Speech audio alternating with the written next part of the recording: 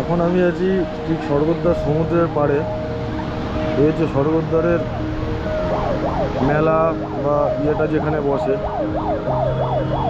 আর এই হচ্ছে আমাদের হোটেল পার্ক, একদম সোজাসুজি যে দেখতে পাচ্ছ হোটেল পার্ক, এই হোটেলটায় আমরা রয়েছি